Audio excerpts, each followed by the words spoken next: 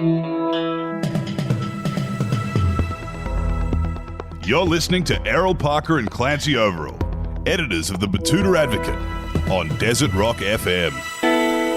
Welcome back to the Betoota Advocate radio show, recording live here in downtown Betoota out of the Budgie Smuggler Studios in the Old City District.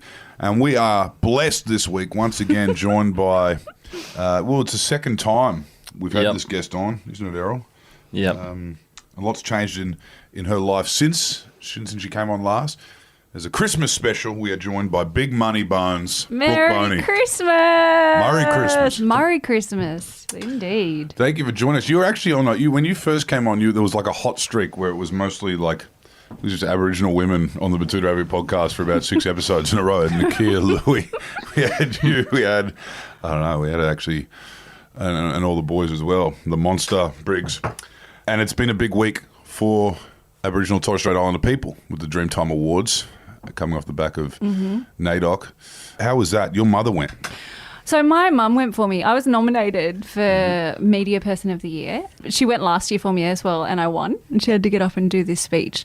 And it was so sweet. So she gets up and, I helped her write her speech. I think I was in Korea or something. And she was like, oh, she's just such a good girl.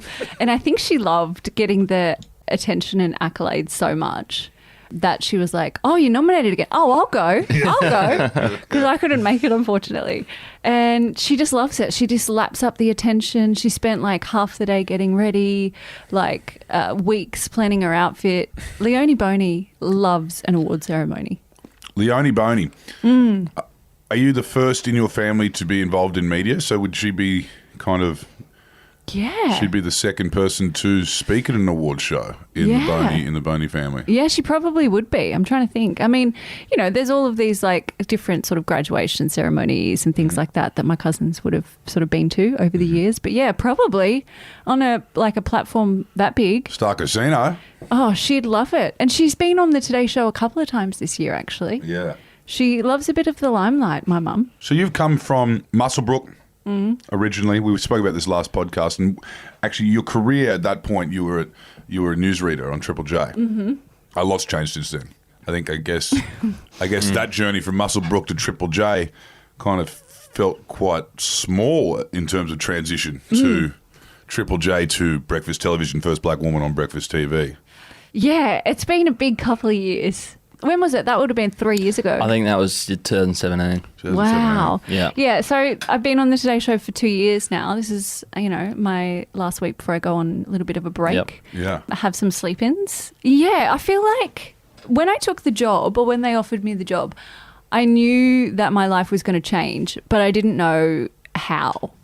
Everyone sort of had heard of Karl Stefanovic and Ostefanovic, if you will. Yeah. Stefanovic. Or Lisa Wilkinson or, Sylvia Jeffries. They're these huge, big household names. And it was really, really weird to go from being part of that sort of niche Triple J community to being on this show so everyone cares about it. Yeah. Everyone has an opinion about the Today Show.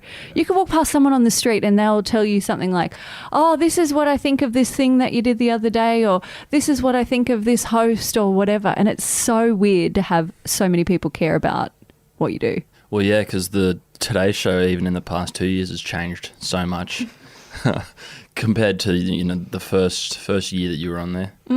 What's been the big difference for you? How's it been with Carl back in the hot seat?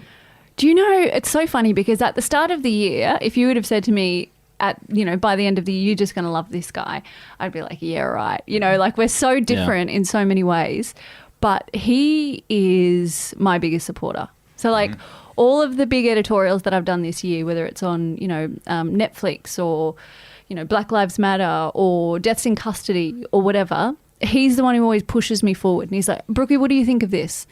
And then he'll say, go and write something. And then, we'll talk about it on air. And then he'll come in and, give me a big pump up before I go on. And he's like, look down the barrel of the camera. We all back you in. We're a family. Remember that, whatever happens to you happens to all of us.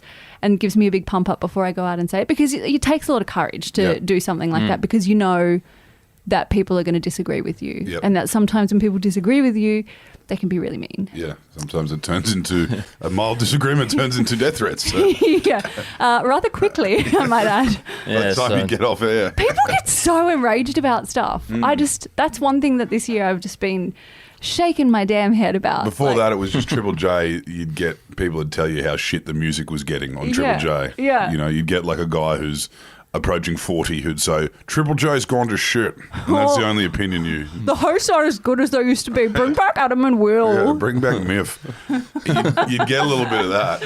But nowadays, you've got social issues that people are coming to you with. And the opinions are probably a bit more raw and a bit more unapologetic. And an older audience too, I'd say. Yeah, the audience does skew older. And I think as well, like, it's broadcast, right? So you're talking to like a whole spectrum of people with like different beliefs. And so to like, you know, to bring people on this journey with you or to have conversations about things, you know, to do with the way that we think of ourselves as a country is so much more difficult when you're talking to a lot, like a big audience with, you know, a broad church, as Tony Abbott would say. Not an echo chamber. Not an echo chamber. Because Triple J, little bit. you know, we're talking to people who are part of our community, who think like us, who you know, speak like us, have the same interests. And so it's not as difficult as, you know, convincing Beryl from, I don't know, Gosford or wherever. Or Delilah from Mullumbimby. Delilah from Mullumbimby, bless her. Or Tony from Toorak. Yep. Tony from Toorak. You know. We've got them all. Actually, do you know I remember when I was on Triple J and one of the trolls, so that happened a couple of times, but this one guy and he was like, she doesn't sound like she's from Muswellbrook. She sounds like she's from Toorak or Point Piper. That's Have I told you about that before? No, I haven't. That one. That's media training, Kev. Yeah. They taught me how to talk on air. And it's slander. Say that again and you'll be sued for defamation. You'll be hearing from my lawyers, son. What's that song? Who's it by? Is it Black Eyed Peas? Glamorous? Yeah, I thought you were going to say Where Is the Love? Where Is the Love? Also there. a great one. So that you're kind of living two Black Eyed Peas songs in the sense. But yeah, there is like, you know, had you been on a business class seat prior to the Today Show? I had not, actually. No. So you're experiencing the finer things as well with a career in media, not... Have you still got a HECS debt after working on the Today Show for 2 years? I didn't have a HECS debt before I started at Triple J. So you went to uni in the 70s? I went to uni in the 70s. As you know, black don't crack. I use olive oil on my skin like Jennifer Lopez. No, I paid it off. Yeah. Perfect. You gotta. Yeah. You simply must. What about that feeling, though, when you do get like the zero balance and you're like, I'm free? Yeah. It's a good feeling. Well, look, you know, in our era of journalism, it was cadetships. We got paid to study journalism in free beer, open bars. Rations, you say? But you were one of the first kind of to come through as journalism had been professionalised. Yeah. Have you found that? And obviously sitting, take us back there. We might have spoken about this a little bit last podcast, but when you were sitting and looking across that room at UTS. At UTS. So the UAI to get in is really high to their journalism course because it's really popular because they have like a really good relationship with the broadcasters and so get good internships and cadetship access and stuff. And so the UAI to get in is like ridiculously high. I think it was like 97 or 98 or something. Right. And so a lot of the people who were in the course that I was in, I think it was communications, majoring in journalism, they were from like the really wealthy private schools in Sydney because they're the ones who are tutoring, like really targeted courses, you know, focused on what they wanted to get. And those migrant schools, even if you are like a mediocre person, it drags you up. It drags you up. Yeah. But it's amazing because even though it drags you up, the number of people who sat there in that class and said, I want to be a host on Getaway. It's like, yeah, your parents might be educated, but they still didn't teach you to choose a good job, did they? Yeah. And migrant kids that are getting those kind of scores aren't fucking around with journalism. No. They're going to get some of that cash money. They're not messing around trying to get a cadetship at the ABC. Law medicine, baby. Yeah. Yeah. I'm going to be a barrister anaesthetist.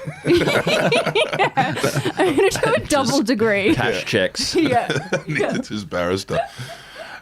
Well, did you flag that? I mean, obviously the media landscape's changed a lot even since you began your career.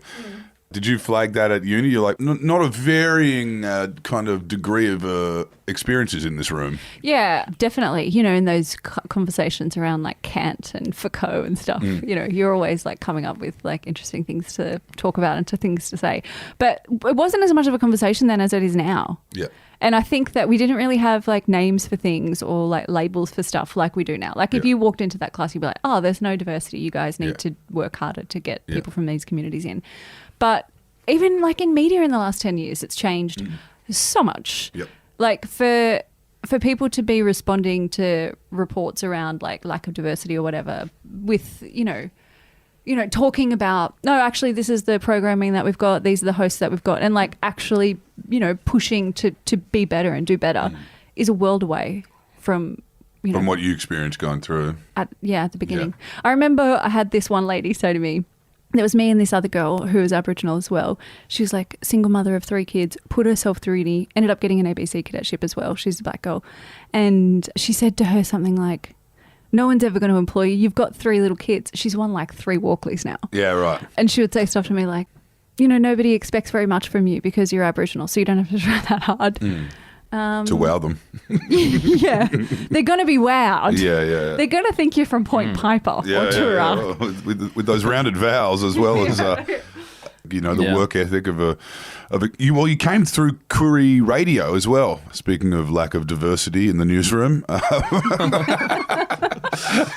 It's just about the same as the ABC, I think, except the other way around. And there's a lot of careers get launched there.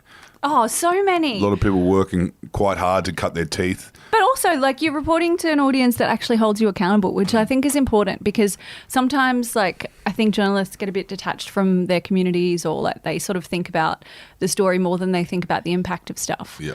And you have to be able to sort of, like, weigh up both. You know, journalism doesn't exist in a vacuum where you just say whatever or do whatever and expect there not to be any consequences or impact on the community that you're reporting on. Like, it's really, really important.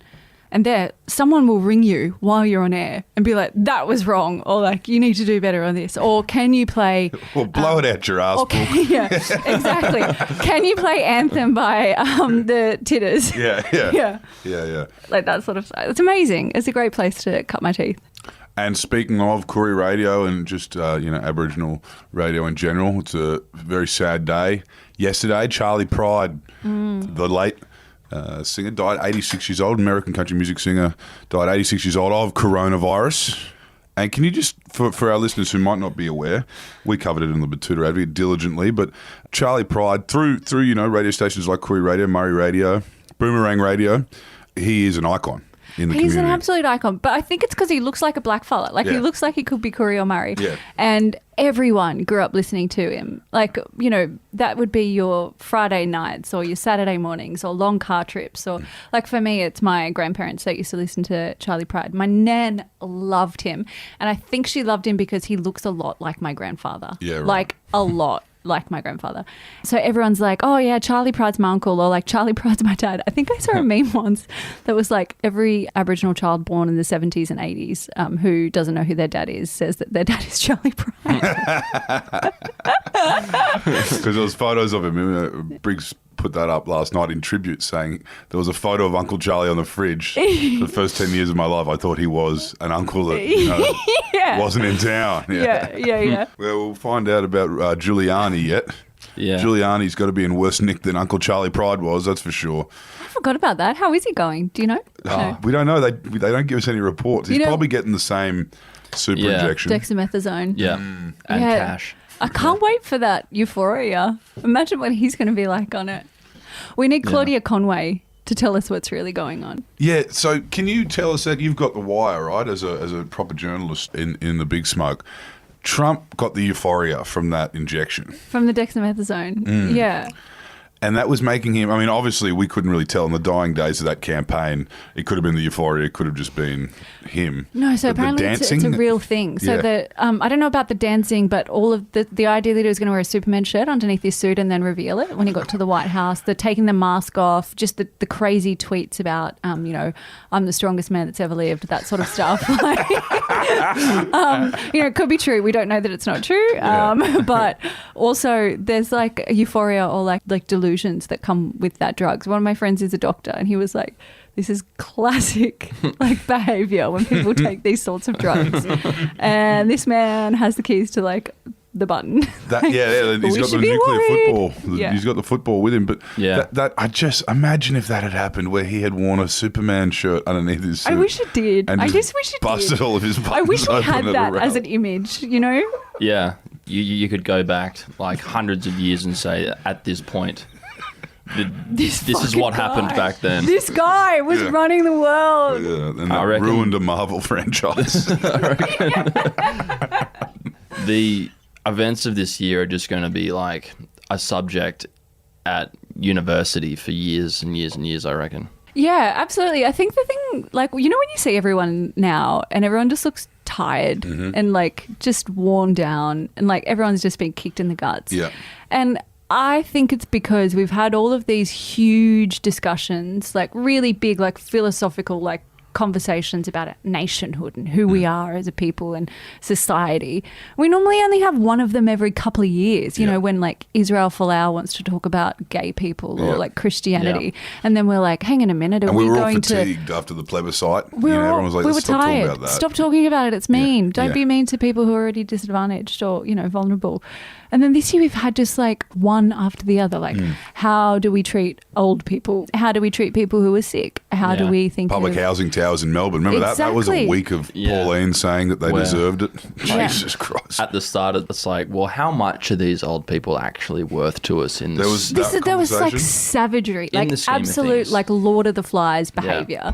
And then we had the deaths in custody stuff. And that was really tough, Yeah. obviously, for all of us as well. You know, seeing all of those pictures from the US, it looked like a movie. And one of the images that's just, I didn't see it, but from your description of it, you were saying that you heard about this story that this old guy in a wheelchair with like, you know, he's half his leg missing and he's like a returned vet or something, and someone starts playing the Requiem for a Dream soundtrack and there's like bombshells going off and like They're fire running through- around. It sounds like a friggin' movie. They're It running sounds like a through movie I wouldn't Soho, even stealing- watch because it would be scary. Busting into Tiffany's, just stealing all the jewelry in there. No one's really followed up on that either. I reckon there's some real red hot bootleg kind of merch getting around What do New you York mean? City right now. Like everyone, you know, after Christmas, how you have all of your new clothes and like new shoes and stuff, Yeah. and everyone walks around looking real flash. Yeah. That's what it would be like Yeah. walking around these neighborhoods. Certain parcels of certain boroughs in New York City, there'd be a couple bodegas selling some pretty sick Gucci sunglasses. So can you tell us a little bit about that? You obviously on deck for all of that, even in COVID, even in a lockdown. You've got to ride every wave from the top and read through everything, whereas, you know, everyone else is just either in a newsroom like ours, just churning away, or you're at home ingesting this. But So you guys are just cogs. we're just cogs. We're just small town journalists. Yeah. Whereas you, obviously, you've got to get up prepared to get on air and talk about, oh, guess what? Black Lives Matters is now a household term in Australia, and there's one black woman, one black person on breakfast television on the commercial networks in Australia. Brooke, you're up. Yeah, it's a big responsibility because obviously you don't want to have to carry the burden of being the one who responds to these things all the time. And you don't want to say something that's, you know, maybe if you had a few more hours to think about it, you know, might have crafted like something more eloquent or more thoughtful. But also, like, it's pretty incredible that we have someone who can be a part of these conversations who has a perspective that's different from what we would have heard otherwise. And so you sort of just have to like weigh it up and then think about what you're going to say. But I think, like, I've done so much reporting on this stuff in the past that I've thought about it so much, you know, I've cried so much over it in the past. I've, you know, met the families. Like when I was at ABC before I started at Triple J, I broke that story about David Dungay, about him dying in prison. And so I knew it sort of inside and out. I hadn't been following the inquest or anything like that, but I knew what the details were and the circumstances in which he died and seen the footage and that sort of stuff. So, you know, it's heartbreaking. It was really, really heartbreaking because for the first time ever, we're paying attention to these really, really big issues for us as Aboriginal people, but it's like off the back of something that's like not really, I don't know, it doesn't really belong to us, like the Black Lives Matter stuff. It was like an imported movement. Yeah. And then also like to think, oh, great, like everyone's paying attention to these issues now and this is great. But then also having this like fear that it's going to just like go away and everyone's going to forget about it and no one's going to care in a couple of months' time. And worse than that, that people are going to think that they're more woke than what they are. Mm-hmm. Like I had people saying stuff to me like, Brooke, you should really read like Dark Emu. It's like really amazing. And I'm like, yeah, great. You should really just go and block yourself because just go and uppercut yourself actually. Yeah, like that sort of stuff where people think that they sort of They went know. to a march, so they're now they've cleared those debts. Yeah. In terms of thinking about that ever again. Yeah. But I think that I think that we have gone a lot further in the conversation and in like the whole sort of sentiment around that stuff, I think has changed and I don't think it'll go back. Yeah. Because I think once your eyes are open to that sort of brutality and you hear people say this is a great country for some people and not so much for others, it's hard to go back to how it was before. Definitely. And to think that 2016, the Trump election, it was just, I guess, completely acceptable for media pundits to say that Black Lives Matter was a radical extremist organisation, and this time around it's no, that's a mainstream movement, and it's a mainstream movement that's in Australia as well. But yeah, it must be tricky for you coming from a rural Aboriginal community and now living in a big city where you're surrounded by a lot of people in the inner city, particularly who aren't Aboriginal people but think they know more about your mob than everyone back home in the bush. Yeah. Do you know that's been like, it's really weird because like my family, we didn't have like a lot of culture when we were growing up. Obviously Nan and Pop were pretty terrified about practicing culture and that sort of stuff. A lot of East Coast mob are like that and like Eastern State Aboriginal people.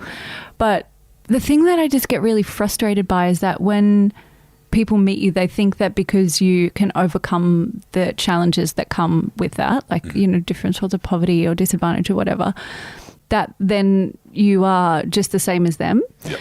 And that's something that's been really frustrating this year because most Aboriginal people that you meet, and I'm not going to speak on behalf of everyone, but have these really difficult experiences. All of these really awful traumas that they just carry around with them and they overcome them and they sort of are very resilient in their day-to-day life so that they can, do all of the things that we need to do to keep surviving.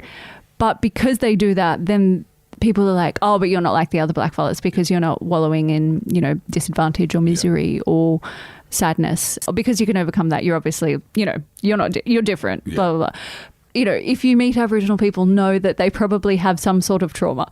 Statistically, like that's just how it is because that's the way that people's lives are. And if they can overcome that and you get to meet them and are side by side with them and they're in your workplace or they're in your school or whatever, know that they've had to overcome that to get there. Not the Cosby family. It's not the friggin' Cosby family. No. Wait, are we allowed to talk about Cosby? Is he cancelled? It's not the Beep family. It's not that. I'm sure the black middle class does exist in Australia, but it does, but it comes at a cost, and that cost is like overcoming trauma and putting your pain to the side to push the whole agenda forward. I think. I don't want to speak on behalf of everyone. It's so hard. Please don't cancel me. Leave that everyone. to us. Yeah. Can you tell us about some of those big moments, some of those big milestones on Brekkie TV? Oh my gosh. I feel like I've had such a big year at work. Well, I interviewed, do you mean like light and fluffy ones or big serious Anything. ones? Just okay. Do you want me to we're tell not you? an Ultimo anymore, Brookie. All right. Let me tell you about, I'll pick like 3 favourite moments. One was that moment that I was telling you about earlier when we were talking about police brutality. Yep. And when that policeman threw that young guy on the ground and it was being videoed and it was like a week after the George Floyd tapes were seen by everyone. And I was like, this is what I think, blah, blah, blah, blah, blah. And Carl and Ali were like, say it on air. And I'd never had the freedom to express myself and my views like that before and had my experience or my knowledge endorsed like that.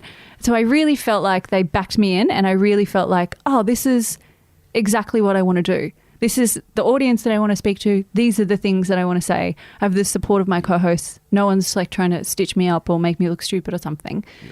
And so that was a real highlight for me. Another one would have been, okay, so recently, Matthew McConaughey. Yeah, that's got to be a highlight, right? He's so hot. So last year, he came to Australia for, I think like Wild Turkey or something, have like some sort of partnership with him. Yeah. And he was doing this thing with like Unyoked, those little like cubicle, they're like dongers. They're fancy dongers. Yeah. Oh, yeah, like glamping clothes. Yeah, they're like glamping things. Yeah. Like that, yeah. Yeah. So I went and interviewed him and I was like, we have like a real, like, I feel like we could be friends. Like, I feel like we could hang out and have a great time. And then I was like, oh, maybe he's just like that. Maybe he's just very charismatic. Or maybe he's just the hottest guy you've met in a while. Maybe he's just the hottest guy in the world and I'm falling for him like everyone else who meets him. Then recently I interviewed him again. As soon as I turned on my Zoom, he goes, oh, well, if it isn't the young lady who loves Bob Dylan, what's that song you love again? And I was like, shut the fuck up. Oh my God, he remembered me. It's been a year and he remembered. So that was a real highlight. You got to imagine how many people he's met since then. I know. Yeah. I've thought about it a lot, mate. Mate, I've thought about it so much. Yeah, he's a proper celebrity then, isn't he? Yeah, he's been in movies. Yeah. No, but he's a proper celebrity. Like that's part of the job description. What you're neglecting here is that we have a very special connection and we're probably going to be best friends at some stage. No. We're sitting around playing bongos, having the best time of our life. He could be a professional or he could be in love with you, Brooke. So well, you said it. Okay, now what else? Oh, gosh, I'm getting all flustered after talking about Matthew McConaughey. I think that seeing all of the news, like you were saying before, for the first time in the morning after it was happening in the US was a real privilege, and getting to see how agile and how difficult, like how agile the news team is, but how difficult it is to pull together coverage that's accurate and fair and that sort of stuff at that time in the morning, that quickly. Like seeing Carl and Ali do it, it was like a real masterclass. Right. Just to see them navigate around quite a tricky news cycle without screaming Antifa like Donald Trump did. Just blame it on radical protesters. But then I don't know, because we started in the bushfire season as well. Like that was like our first broadcasting day. So that was pretty crazy as well. I mean, it's been an insane year, hasn't it? Yeah, it has been. And we cover a lot of that in our book, Australia 2020, available at all good bookstores. Although because we had to get it printed in time for Christmas, we had to print in July. Yeah. So still a lot of assumptions made for the end of the year. We missed the whole second wave in Melbourne. Yeah. Well, we're just lucky that nothing happened this financial year in Australia. Yeah, nothing. I can't think of a single thing. Yeah. No massive elections. I was so scared when the election was happening about like what was going to happen. I was like, oh no, people are going to get into fights in the line. This is going to be crazy. And then like nothing really happened. It was fever pitch. Because, I mean, Trump was saying in those debates, I want all my supporters keeping an eye on the electoral staff, which is really eroding public trust in democracy. Yeah. And like summoning the Proud Boys. Yeah. Stand back, stand by. Yeah. Stand around, stand nearby, stand off, stand in. Just go and stand over there. Stand near the ballot. Did you see the video of the Proud Boys? Because, they're like, we're not the other Proud Boys, because like the hashtag got taken over by, all of the gay community. Gay pride. Gay pride community. And then the Proud Boys are obviously protesting this week because Trump told them to, or, has sort of put pressure on them or whatever. I don't know. Anyway, they're out on the streets in Washington. Like, a few people got stabbed, but they were like, we're not gay. And to show people that they were all wearing like matching tartan skirts, and then they lifted their skirts up and showed people their bums, and on their bums they had writing. Yeah. But I was like, that's not. And it was very neat too, so that means that one of them has had to get the Sharpie out and touch all of their butts. All of their bums. Yeah. He's not doing that with one hand. No. It's a two-hand job. That's a two-hand job. And also, your face is at bum height. Yeah. Yeah. Which is like also other level. Sounds- Like there's the other things at that Dude, level. this is such a funny prank. Everyone is going to love this. Oh my God. Sure, People you're are going to not go go- crazy. and the Proud Boys, look, This will show them. they started as like a subculture that was aimed to show pride in Western culture or Yeah. something like that, and now they've kind of Well, been. They're concentrating to the point where they're now wearing tartan kilts and like, I think that like they've got like an oath that you had to take before you entered, and there's like all this different criteria that you had to satisfy. There's this part in the oath where it's like, I am a proud Western chauvinist. I will not apologize for building the modern world. Everyone else is like, wait, Say sorry. yeah. America's Apologize! only 250 years Yeah, yeah. old. You know? And you saw a photo of the pyramids and you just thought it was built by aliens. Yeah. So- Yeah. And also, like, the best costume idea you could come up with was a skirt. with Yeah, texture on the bottom. yeah, So, yeah, like, yeah. A really expensive polo shirt. But there was still at the end of it's the a day, sport that you can't afford to play. Yeah. they don't really represent the average Trump voter. There was still 71 million Trump voters this time around. But Biden with the mail-ins did tear ahead by about 7-8 million. Yeah, because he told them all to vote by mail because it was safe. Yeah. Ooh, and then he's like, whoa. you won't get coronavirus. Why are there so many mail-ins for Biden? Yeah, yeah. God damn it. Because you told all your supporters to go out there and film everyone on the day. And cough on each other. That doesn't seem like much. Cough in my mouth. 78 to 70 doesn't seem like much, but that is 8 million is still bigger than any Australian state in population, isn't it? Yeah. I'd say so. Yeah, Well, yeah. how many Up there. people? Maybe New South Wales. Yeah. I think it's pretty wild that there are that many people who voted for Trump who said that they didn't. Yeah. I think that, you know, I was thinking a lot about this, like during that period. I think when you have progress or change that happens too quickly, quite often you see a swing back in the opposite direction. It's like an equal and opposite reaction. And so I think like after Obama and after all of this hope and after, you know, whatever, like if you don't bring people with you on a journey and it's just change, the pace of it is like a snail. But if it's not like that and it is too quick and things come, you know, when people aren't expecting it or can't digest all of the info, then you get a swing back. And I think that that's what the problem is there, is that people felt disenfranchised. They felt like their livelihood was under threat, like they didn't have time. And I'm not making apologies for them. I'm just trying to understand their way of thinking. I think they didn't have time to realize that like they weren't giving anything up to give others rights. Yeah. And, you know, when you've been thinking a certain way for your entire life and your life is hard and someone's going to take that away from you, like I can understand why people get themselves into a bit of a tizzy. And Yeah. Trump appeals to them and gets them excited. Yeah, it rolls them right up. It makes them feel a bit safe, Yeah. because they'd be terrified. Which is interesting. I wonder if that's going to be the case with ScoMo, because he can offer that to, you know, disillusioned voters. He can offer that warm hug. But at the end of the day, he's still the third prime minister from the same party who's just quite dysfunctional. Like I mean, 3 leaders in two elections is kind of messy. And I wonder if he is the chosen one to kind of, will his prime ministership last longer than the last 2 put together, and he'll be the one they remember out of this era of Liberal. Well, they've changed the rules now, so you can't. You can't just spill whatever Yeah. someone says. Classic. So in order for there to be a spill now in both parties, you've got to get, well, I know in the Labor Party, you've got to have like a full vote from the Labor caucus, which is a lot of people.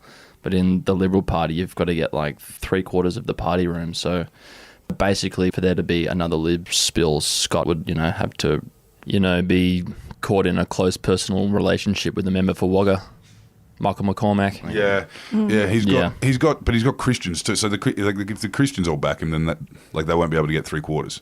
You know what I mean? Do you know what's wild? I always think about how when they do those like broad polls and they're like, what do people think about the environment? What do people think about this social thing? What do people think about, you know, hospitals, whatever? And they're always so much more progressive than the people that they vote in. Yeah. I'm always so surprised by that. And so then you've got these leaders or representatives who seem like so far well, their Yeah. views are so different from the electorate. You're like, what's going on? Yeah. You just got to find. I guess it's finding the one policy that appeals the most to the voter. I think this year it may have been a certain tax loophole that allows a certain generation to hoard wealth. Or, yeah. Or moving forward into the future, I think this country's gotten a bit used to having a very radical concept known as universal basic income, where the government just pays you a little bit of money. But I reckon if you took that to an election, they'd be like, who's going to pay for this? I think that Anthony Albanese will pay for this by, taking your gold teeth out of your grandmother. Yeah, it's like, well, who paid for it during that massive pandemic where no one could work? It's like, we do, I guess.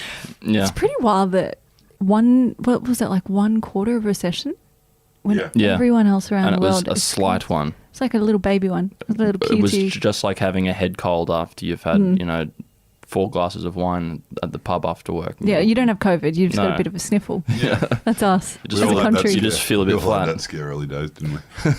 I have it. Every single time I had a sore throat, or if I sneezed, I was like, It's "I've got the Rona. She's got me, ma. Yeah. Please, Lord, I'm only 47. Like in March. Take my child instead." A lot of people still saying that nowadays. Like Brendan from Coffs Harbour goes, "Yeah, I reckon I had it back in March. Hey, I had this really bad flu." It's like, where'd you go? Oh, just nowhere. But I think there was someone from Sydney who came through town, and there's like everyone had this cough. It's like, no, mate, we'd know if it was there. Everyone got tested around that time when you had a flu. When I was in Korea last year, I tried to go up to the border. So, you could see over here, go to the DMT Yeah. or whatever they call it. Is that what it is? Demilitarization. DMZ. DMZ. Go and do some DMT. Oh, there's Kim over there. Kim, come over here. Yeah, so I tried to get close to the DMZ and they were like, no, everyone stay away. There's a weird African swine flu getting around up there. So we're only going to let you like this far up because Really? everyone's got it. Yes. And I reckon it was. You reckon it was already there? COVID-19. Yeah, well, it was already there then. Like that's when they'd recorded their first cases like a couple of weeks before. Yeah. It is COVID-19. The 19 stands for 2019. Yeah. And so it was already all through there. And Yeah. I was in Seoul. No one was, everyone was hugging and Yeah. getting sweaty and doing whatever they wanted. And so I actually think that maybe I already have it. Okay, maybe you're the same as old mate. Maybe me and Brendan. Yeah, from From coughs. Yeah, okay, you could have had it. A couple of people have felt the same way that were coming out of China around that time. Liz Cambridge, she said she was diagnosed with an upper respiratory virus. I was so sick, but I thought it was because of the fires. Because Yep. all of the bushfire smoke was around then. Yeah. And I was like, damn, this is really giving my lungs a good tickle. I can't smell shit. Yeah. Yeah. This hamburger tastes like coins. Yeah. Oh no, you could have had it. Look, you could have had it. We didn't have too much community transition in the greater Diamantina Shire, but there were a few funny cases. I mean, a couple of cases got out in Broken Hill. Remember, just for all the old cruise ship passengers who go back home. Oh, after you mean Oh, after yeah. the Ruby Princess? Ruby Princess Yeah. and a couple of old codgers were Which just. didn't really happen. Well, yeah.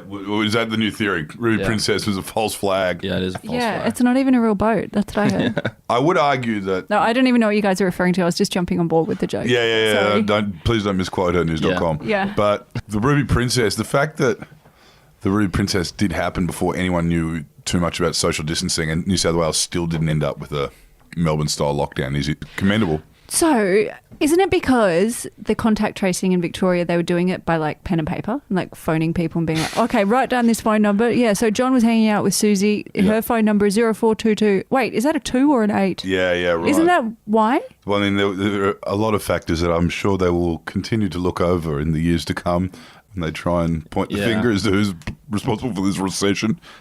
I love Yeah. it. I love the way that you can just get someone to be like, no, but who were you really hanging around with, and like getting Yeah. all the info out of Yeah. them. I sort of wish that was my job. Like, I wish you could do a thing where you just do a job swap for a few weeks, but you know how to do it. You're at the right skill level. Yeah. You're not going in there and having to learn a bunch of new skills or whatever. Like, I'm not Yeah. going to go and be a surgeon.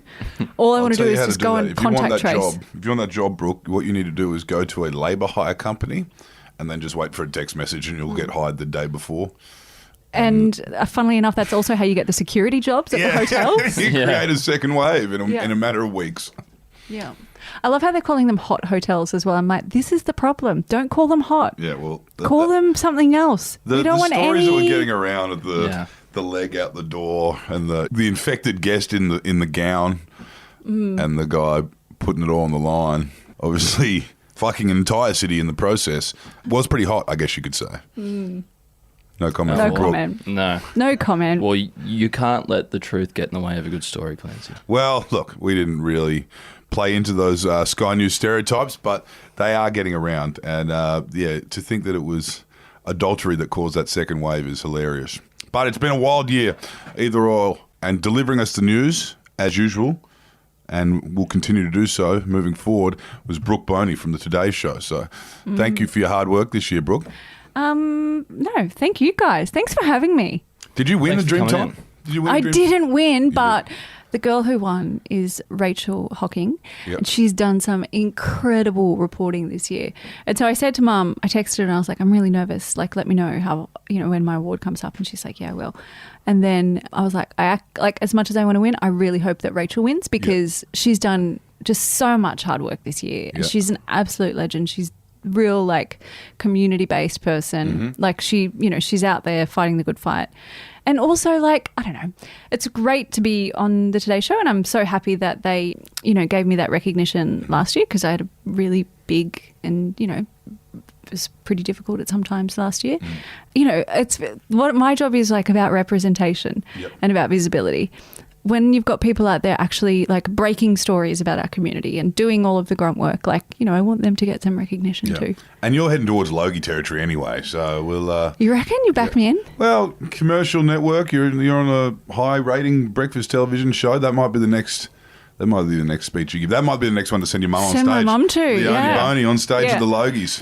2021. Oh, I'm here for it. She'll be there for it too. She'll love it. Thank you for joining us. Thank you, guys.